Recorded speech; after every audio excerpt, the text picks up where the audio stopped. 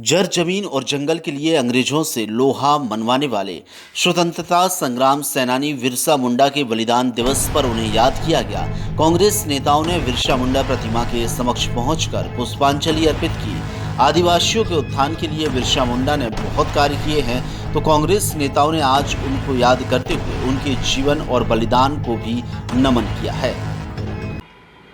आपको ऑक्सीजन यहाँ नहीं मिल रही है, आप इतने सारे पेड़ काटोगे तो आपको ऑक्सीजन मिलेगी? एक पेड़ लगाते नहीं हो और 1 लाख पेड़ काटने की बात करते हैं। पिछले बार सरकार में शिवराज चौहान ने 600 करोड़ कितने पेड़ लगाए थे, एक पेड़ का पता है? तो ये हम होने नहीं देंगे।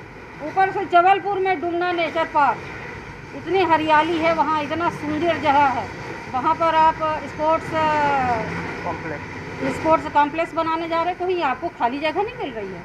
तो ये पेड़ों का कत्लेआम और इस तरह से लोगों को हटाना, क्योंकि वहाँ पर जांच ने ये बता दिया, इसके पहले जिस जांच एजेंसी ने बक्सवाहा में जांच किया था उन्होंने स्पष्ट अपनी जानकारी में ये लिख के दिया था कि यहाँ पर खुदाई नहीं हो सकती, नहीं बहुत बड़ा नुकसान होगा। ठीक है, अगर हीरा तो पूरी ज़मीन पे गड़ा हुआ है, कहाँ कहाँ खोदोगे आप? आपको अपने उन अनमोल हीरों की आवश्यकता होना चाहिए, ना कि चमकते हुए पत्थरों की ज़रूरत होना चाहिए। मैं शिवराज चौहान की निंदा करती हूँ और आने वाले 1 सप्ताह के अंदर डुमना नेचर पार्क को लेके, बक्सवाहा के जंगल को लेके हम लोग और हमारा संगठन धरने पे बैठेगा। और अगर इन्होंने पेड़ों को हाथ लगाया, जंगल को डिस्टर्ब किया, तो ये बात बर्दाश्त नहीं की जाएगी। आज बिरसा मुंडा शहादत दिवस पर शत नमन, उनके पदचिन्हों पे हम लोग चल ही रहे हैं और जितना हम लोग की हैसियत है, कुव्वत है, उतना हम लोग करते रहेंगे।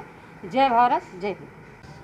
आज हम एक ऐसे कर्मवीर क्रांतिकारी नेता बिरसा मुंडा जी के बलिदान दिवस पर उन्हें पुष्पांजलि कर रहे हैं, जिन्होंने अंग्रेजी शासनकाल में जल जंगल ज़मीन और अपने आदिवासी भाइयों के जीवन की भविष्य की चिंता करते हुए उन्हें लड़ाई लड़ी।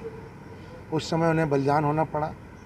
आज से 100 साल से ऊपर होने को जा रहे हैं, पर आज भी वही लड़ाई फिर छिड़ी हुई है।